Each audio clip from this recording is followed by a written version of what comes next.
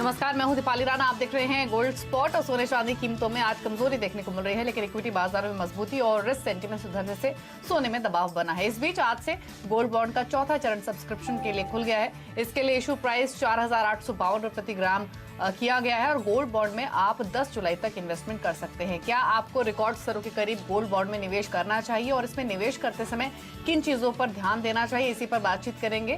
साथ ही ये भी समझेंगे कि सोने चांदी पर आपकी रणनीति क्या होनी चाहिए। हमारे साथ CNBC TV 18 commodity editor Manisha Gupta है, मेटल फोकस के चिराग सेठ है, निर्मल कमोडिटी से कुणाल शाह है और एलकेपी सिक्योरिटीज के जतिन त्रिवेदी बने हुए हैं। सही मेहमानों का इस शो में स्वागत है। मनीषा जी, लेकिन सबसे पहले आपसे समझना चाहेंगे, क्योंकि बीते कुछ समय में जब भी हमने गोल्ड स्पॉट में चर्चा की है तो एक चीज निकलकर सामने आई है कि अभी रुझान जो है वो गोल्ड इन्वेस्टमेंट पर ज्यादा है। और ऐसे में जब गोल्ड बॉन्ड का 4th ट्रांच ओपन हुआ है तो जानना जरूरी है कि क्या बारीकियां हैं इसमें इन्वेस्टमेंट से जुड़ी हुई, और अगर कोई इन्वेस्टमेंट करना चाहता है तो किन खास बातों का ख्याल रखना है। तो पहले उस पर थोड़ा सा समझाइए।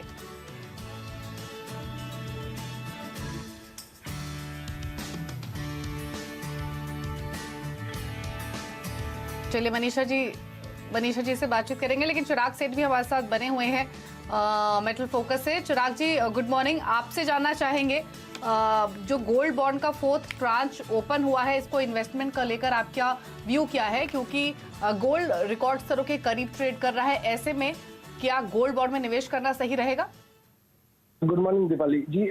देखिए, गोल्ड में हमारी जो व्यू है वो बहुत ही बुलिश है। हम मानते हैं कि यहाँ से अगले एक साल तक गोल्ड में तेजी बरकरार रहेगी, क्योंकि इकोनॉमिक सिनेरियो काफी हद तक वीक है और जो गोल्ड है एक सेफ हेवन माना जाता है। आप इसी को मद्देनजर रखते हुए आपके पास बहुत सारे ऑप्शंस अवेलेबल है गोल्ड में निवेश करने के लिए, और जो सोवरेन गोल्ड बॉन्ड है वो वैसे ही एक अच्छा ऑप्शन है। अब सोवरेन गोल्ड बॉन्ड की एक जो खासियत ये है कि आपको तो प्राइस अप्रिसिएशन तो मिलता ही है जो बाकी गोल्ड के निवेश में मिलता है, बट सोवरेन गोल्ड में यहाँ पे आपको एक इंटरेस्ट भी मिलता है। तो आपको प्राइस अप्रिसिएशन प्लस 2.5% इंटरेस्ट हर साल मिलता है। तो अगर आप 1 से 2 साल तक सोवरेन गोल्ड बॉन्ड होल्ड करें तो इसके अंदर आपको एक तो price appreciation plus interest plus ये टैक्स फ्री है। ये गवर्नमेंट ने जो बेनिफिट है सोवरेन गोल्ड बॉन्ड को दिया हुआ है, तो यहाँ पे कैपिटल गेन्स टैक्स नहीं लगता है।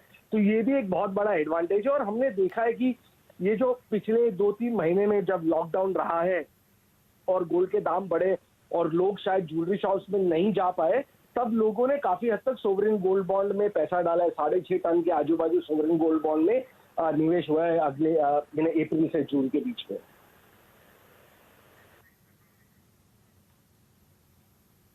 एब्सोल्युटली 6.5 टन की हमने इसमें इन्वेस्टमेंट्स आते हुए देखी हैं। और सबसे इंपॉर्टेंट बात यह है कि अगर आप इसको ऑनलाइन या डिजिटल मोड में लेते हैं तो 50 रुपए का यहां पर डिस्काउंट भी है। तो 4,852 रुपए पर ग्राम के बीच में के लेवल पे आपको यहां पर सोना सोवरेन गोल्ड बॉन्ड स्कीम में देखने को मिल सकता है। चिराग, आपसे जानना चाहेंगे, क्योंकि एक तो इतने सालों के बाद 2015 में sovereign gold bond scheme launch हुई थी, लेकिन अब जाके इतना ज्यादा इंटरेस्ट यहां पर देखने को मिला है, इतनी ज्यादा होल्डिंग इंक्रीज हमने इतने सालों में कभी नहीं आते हुए देखी। लेकिन क्या आप ये पैटर्न जारी रहता हुआ देखते हैं? क्योंकि एक तो ये आरबीआई द्वारा किया जाता है, गवर्नमेंट ऑफ इंडिया के द्वारा बैक्ड भी है, इसके बावजूद भी उसमें इतनी ज्यादा इंटरेस्ट इतने सालों में कभी देखने को नहीं मिला। जी मनीष, आई थिंक स्टार्टिंग के जो कुछ साल थे वहां पे थोड़ी मार्केटिंग भी वीक थी, लोगों में अवेयरनेस भी बहुत कम था और दूसरे ऑप्शन भी अवेलेबल थे उस टाइम पे। आज जैसे मैंने कहा कि लॉकडाउन हो गया है तो लोग दुकानों में नहीं जा पा रहे हैं और सोने में बढ़त भी आई है। एक जो बहुत ही इंपॉर्टेंट चीज है कि पिछले 1 से 1.5 साल में आप देखें तो सोने में एक बहुत ही स्ट्रांग अपमूव हुआ है। तो उसको मद्देनजर रखते हुए लोगों को अब सोने में इंटरेस्ट बढ़ते जा रहा है। प्रोफेशनल जो फंड मैनेजर्स है या प्रोफेशनल वेल्थ मैनेजर्स है, उनके भी रेडार में सोना आया है। तो उससे सोवरेन गोल्ड बॉन्ड को एक जरूर पुश मिला है, एक मार्केटिंग भी अग्रेसिव हो गया है बैंक की तरफ से। तो सारी चीजें एक साथ आ गई और उसकी वजह से हमने लास्ट 3 महीने में काफी ज्यादा इंटरेस्ट देखा है। एक और चीज इसमें चिराग, एक तो ये कि मिनिमम आप 1 ग्राम खरीद सकते हैं, मैक्सिमम आप यहाँ पर 4 किलो एक साल में खरीद सकते हैं। अगर आपने यहाँ पर डेटा वॉच किया है तो क्या एज ऑफ नाउ पार्टिसिपेशन है, क्या क्वांटिटी यूजली यहाँ पर खरीदी जा रही है? देखिए, ज्यादातर तो छोटे निवेशक है जो सोवरेन गोल्ड बॉन्ड में डालते हैं। वैसे हमने ये डेटा जरूर एनालाइज नहीं किया है कि एक एवरेज इन्वेस्टमेंट क्या है, पर जो बाहर निकल के आ रहा है वो है कि 5 ग्राम से लेके 10 ग्राम के बीच में इसके अंदर ज्यादातर निवेश होता है।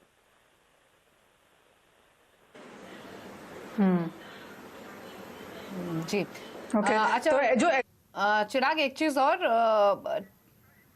कि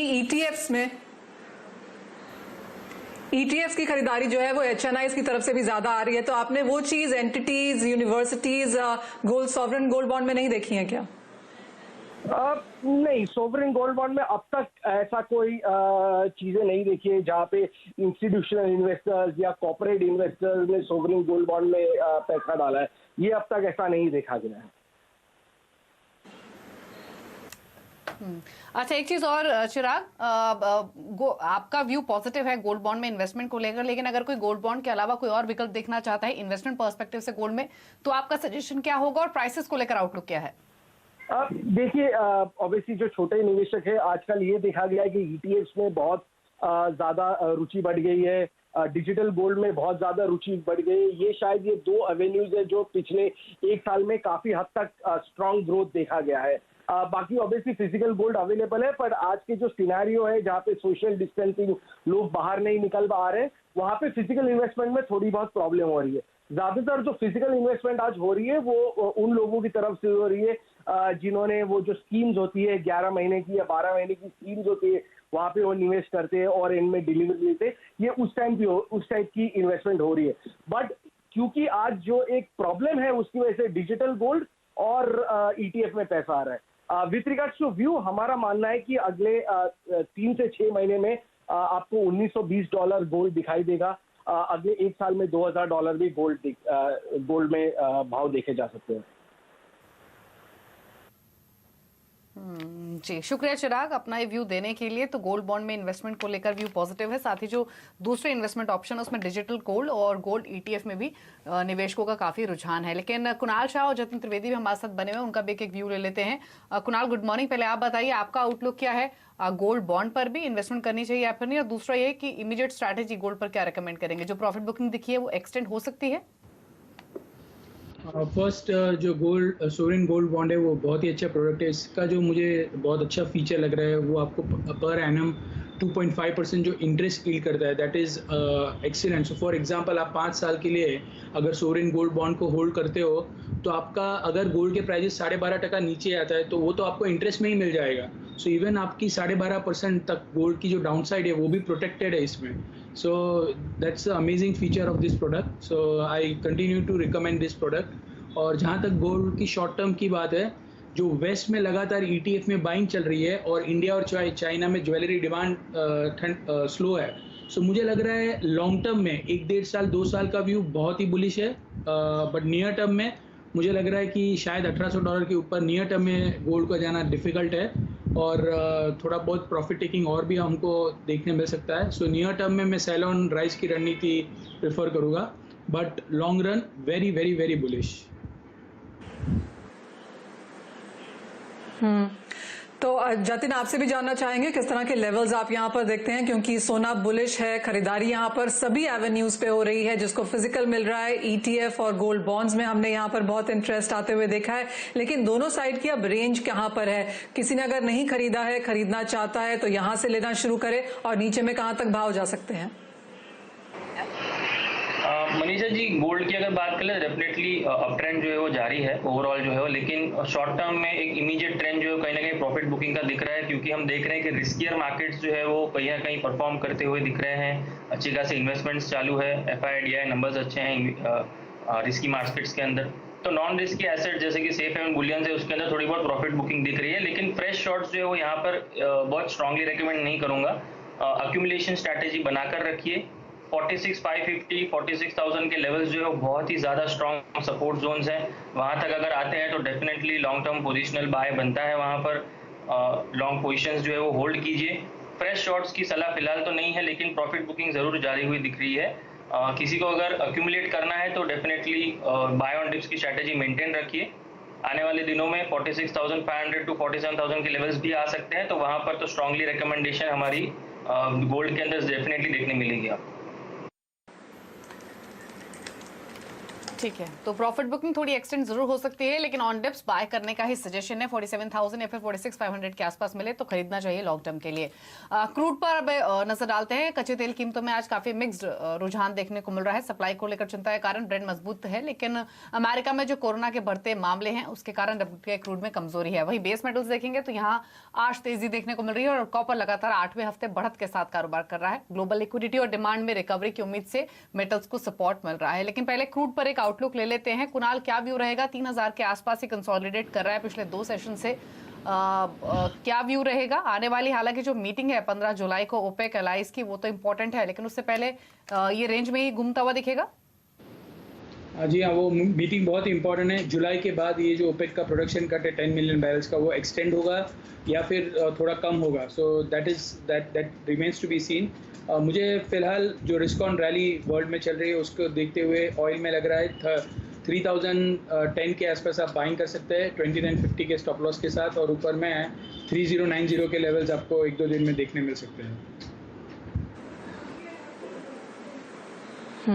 सपोर्ट यहाँ पर जारी है, लेकिन मेटल्स की बात करेंगे क्योंकि इवन एज हमने कोरोना वायरस के बहुत ज्यादा नंबर्स यहाँ पर बढ़ते हुए देखे हैं, बाजार इसको कंप्लीटली श्रग ऑफ कर रहा है। क्योंकि एक तो यहाँ पर सरकारी स्टिमुलस बहुत ज्यादा है, दूसरी बात कि यूएस डॉलर में हल्की सी गिरावट हमने आते हुए देखी है, और स्टिमुलस के चलते जिस तरह का इकोनॉमिक डेटा यहाँ पर आया है, चाहे वो यूएस से है, चाइना से है, यूरोप से है, वो थोड़ा सा ऑन द पॉजिटिव साइड आया है। और आज तो यूएस के सर्विसेज पीएमआई के आंकड़े भी हैं जो बाजार को लगता है कि बेहतर होंगे। उसका फायदा भी हमने इक्विटीज में और कमोडिटीज में दोनों तरफ उठाते हुए देखा है। जतिन, आप कैसे देखते हैं मेटल सेक्टर को, और क्या यहाँ पर खरीदारी अभी भी जारी है? मनीषा जी, यस, मेटल्स के अंदर एक अच्छी खासी बढ़त दिख रही है। इनलाइन चल रहे हैं रिस्कियर मार्केट्स के साथ में ही, इनफैक्ट लीड कर रहे हैं, मार्केट को दिखा रहे हैं कि यहाँ पर जो है मोमेंटम जारी रहेगा आगे भी रिस्कियर एसेट्स के अंदर। तो यहाँ पर बाय साइड की रिकमेंडेशंस लेनी चाहिए। बेस मेटल्स के अंदर कोई भी मेटल्स पकड़ लीजिए, सभी बेस मेटल्स के अंदर अच्छी खासी बढ़त चल रही है। हमारी जो टॉप पिक्स रहेगी बेस मेटल्स के अंदर, यहाँ से जो है वो निकल और लीड जो है वो दोनों हमें लग रहे हैं कि अच्छे काउंटर्स हैं आगे चलते हुए। निकल स्पेशली जो है वो एक अच्छी खासी रेंज के ऊपर आ चुका है। हाल फिलहाल जो है 980 का बैरियर जो होल्ड कर रहा था, लेकिन आज के दिन में जिस तरह से एक गैप अप ओपनिंग के बाद लेवल्स होल्ड कर रहे हैं, मुझे लग रहा है निकल आने वाले दिनों में 1000 का लेवल्स आराम से पार करेगा और उसके ऊपर 1050 टू 1060 के लेवल्स जो अचीव करेगा। सो निकल के अंदर डेफिनेटली बाय पोजिशंस बनाइए, अच्छी खासी बढ़त दिख रही है उसके अंदर, और साथ ही साथ लीड के अंदर भी एक अच्छी खासी पोजीशन दिख रही है। यहाँ से मोमेंटम जो है अच्छा लग रहा है ट्रेडिंग पर्सपेक्टिव से। तो यहाँ पर ट्रेडिंग कॉल जो है वो लीड के अंदर है और एक स्विंग कॉल जो है वो निकल के अंदर है, बाइक साइड के लिए है, दोनों रिकमेंडेशंस। ठीक है, तो जिंक और लेड में बाय करने का सजेशन है। दोनों ही आधा से 0.25% ऊपर अभी कारोबार कर रहे हैं, तमाम बेस मेटल्स ऊपर। इस बीच एक खबर आपको बता देते हैं, एलएसी पर यानी गलवान में जो चीन की सेना है वो लगभग 1.5 किलोमीटर पीछे शिफ्ट हुई है।